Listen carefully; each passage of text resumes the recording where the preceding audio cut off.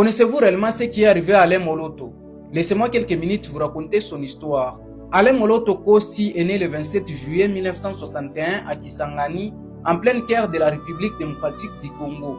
Fils de Moloto Évariste, un militaire, et de Bikoka Régine, Alain grandit dans une famille nombreuse. Il est le troisième d'une fratrie de 15 enfants. Avec un père dans l'armée, la famille déménage souvent.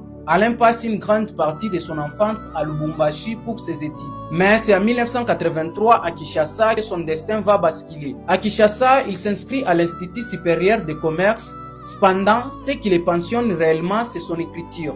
Il s'engage dans les théâtres universitaires où il écrit notamment des chansons en français dans le cadre des productions théâtrales. Il y joue également les rôles de chantre et de parolier. Mais il ne s'arrête pas là. Il apprend la guitare afin de donner vie à ses compositions. En 1991, il épouse Christine Tchabou, avec qui il aura 4 enfants au cours de 22 ans de vie conjugale. Il rejoint ensuite la station chrétienne Sangomalamu, où il travaille comme chroniqueur musical et co-animateur. C'est à ce moment précis qu'Alain Moloto se transforme. Il ne veut plus simplement écrire des chansons, son ambition est de guider les cœurs dans l'adoration et de réconcilier les âmes avec Dieu. Entre-temps, dans les années 90, il dirige le groupe La Main de l'Éternel au sein de l'église Mangembo de Bandalungwa. Ces chansons sont écrites en français à une époque où la majorité des Congolais vibraient principalement au rythme des chants à Lingala. Proposer des morceaux en français est alors un choix particulièrement audacieux, voire même risqué. En 1994, il enregistre son premier disque, Jésus le Prince Glorieux. Cependant, l'album ne rencontre pas le succès espéré en raison d'un manque de promotion, d'une diffusion limitée sur les radios et d'un public qui n'est pas encore prêt pour son style musical. Loin de se décourager, il s'entoure des meilleurs talents, notamment des musiciens issus de l'Institut national des arts qui partagent sa vision. C'est à ce moment qu'entrent en scène Franck Moulaja et Esther Nzao. Ensemble, ils animent l'émission Une heure avec Jésus-Christ sur la radio Sangomalamu. Cette émission est une véritable révolution et devient rapidement Adorons l'Éternel, un rendez-vous incontournable pour les chrétiens congolais. En 1998, il franchit un nouveau camp en fondant le groupe Gaël. Autour de Franck Moulaja et Harry Papa, ce collectif rassemble d'autres artistes talentueux. Plus qu'un simple groupe musical, c'est un véritable mouvement spirituel. Le premier album live Yahweh Tobelemi sort en 1998, suivi du sublime album Sublime en 2001. Ces albums ne sont pas de simples recueils de chansons, ce sont des véritables voyages vers Dieu. En 2003, il sort Une heure avec Jésus-Christ, volume 1. Cet album embrasse Kinshasa et séduit les chrétiens à travers le monde.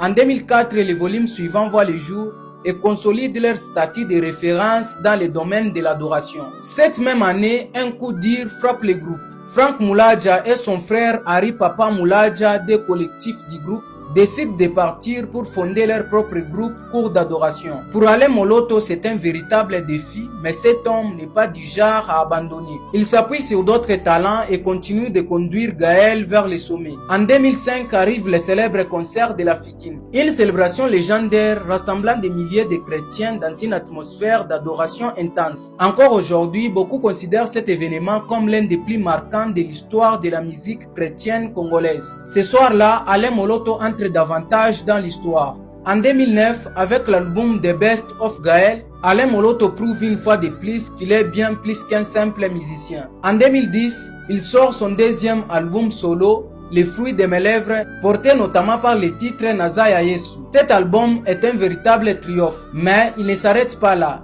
Il prêche, il enseigne et il inspire. En 2011, Alain Moloto fait un choix risqué. Il s'engage dans la sphère politique avec son projet Eden, Ensemble pour la délivrance de la nation. Un mouvement qu'il lance durant la période des élections présidentielles, accompagné de chansons comme Tikisamoto et des prédications visant directement les pouvoirs en place. Il devient alors une voix dérangeante. Pour certains, c'est un héros, un prophète qui ose dire la vérité. Pour d'autres, c'est un homme qui joue avec les faits. Ces prises de position suscitent de nombreuses réactions. Selon certaines rumeurs, elle lui aurait coûté très cher. On parle notamment d'empoisonnement, tandis que sa santé commence progressivement à se détériorer. En 2012, malgré les épreuves, lui et le groupe Gaël sont nommés au Kora Award dans la catégorie Gospel Afrique. Une reconnaissance internationale pour un homme qui a tout donné à sa foi et à son art. Le groupe Gaël se produit alors dans plusieurs pays d'Europe et remplit des salles entières pour la gloire de Dieu devant des milliers de personnes. Alain considérait ces concerts comme de véritables réunions d'adoration. En 2013, sa santé s'effondre.